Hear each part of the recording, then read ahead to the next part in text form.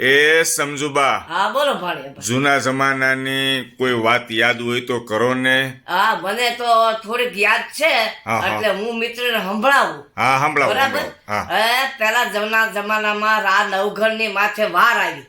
હા, હા. એટલે કે આ જુનાગઢ નું રાજ લઈ લેવું છે નવઘણ પાસે. હમ. પછી નવઘણ ને હટાડ્યો આડીદર બોડીદર આહિર ને ઘેરે. હા, હા, હા. ત્યાં ઉજેરા ત્યાં મોટા થયા રાજ નવઘણ. હા, હા, હા. અને પછી જાહર નો આડું થી દૂધ પીધું તો એ હા, હા. નવઘણે હા, હા. આહિર નું.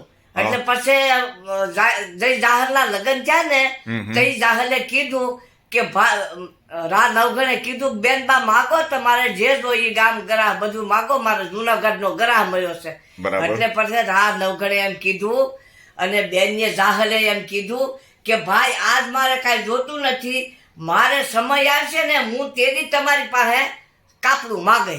બરાબર. પછી એને એ સમય આવ્યો તે દેશમાં દુકાળ પડ્યો અને માલ લઈને જાતા હતા સારવા. બરાબર. સારવા જાતા હતા સામે આ દરિયો ને પછી આમાં સિંધમાં જાતા હતા. હા, હા. સિંધમાં જાતા હતા ત્યાં દરિયો આડો ખારો. પછી સિંધમાં ઓલો રાજા હતો ને એને કેદ કર્યા જાહરને. ઓહો હો. કેદ કર્યા ઈ કે નહીં હવે 6 મહિના તમારે કેદમાં. ઓલા ભાઈ ને પૂરા દીધા ને જાહરને કેદ કરી. પછી એને સાંભળ્યું કે હવે મારું છેલ્લું કાપડું ભાઈને કહું, ચીઠી લઈને ઘોડાને મોકલ્યા ગળે બાંધી.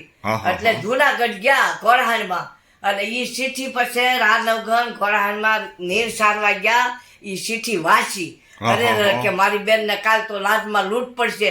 તરત સૈન્ય તૈયાર કર્યું, આવ્યું અને ખોડિયાર માએ કાળી ચકલી કરી અને એને કીધું કે જા બાપા તું મારે થતો જા દરિયામાં અને તું કાળા ચકલી ભાલે થઈને હું બેહું છું.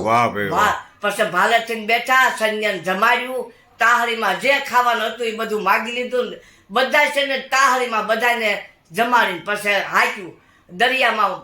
મોર ભાલાવાળી ચકલી બેઠી ખોડિયારમાં અને એ ચકલી થઈને આવ્યા અને મોર મારે થતો જતો હતો વાહે આવતા હતા. બરાબર. પછી આવ્યા પછી ના તેજી પછી આ નવઘણ ઘોડા લઈને આવ્યો. બરાબર. પછી એ જાહલે કીધું. બરાબર. વર્ષો શું શું કહો છો બોલો. હા પછી દુ હોય કરી નાખું. નહીં આ પ્રસંગ પૂરો થઈ ગયો ને થઈ ગયો દોસ્તો. આ વર્ષો જૂનો પ્રસંગ હતો. કોણે કોણે સાંભળેલો છે આવી જૂની વાતો છે ને, આવા જૂના હોય ને આપણા દાદીમાં એની પાસેથી જ સાંભળવા મળે. અને આજે આપણે વિડીયોના માધ્યમથી તમને સંભળાવવાનો પ્રયત્ન કરીએ છીએ. બરાબર છે ભાઈબંધ મિત્રો, બીજા ગ્રુપ સર્કલમાં ખાસ શેર કરજો અને બીજાને સંભળાવજો. જય શ્રી કૃષ્ણ. જય શ્રી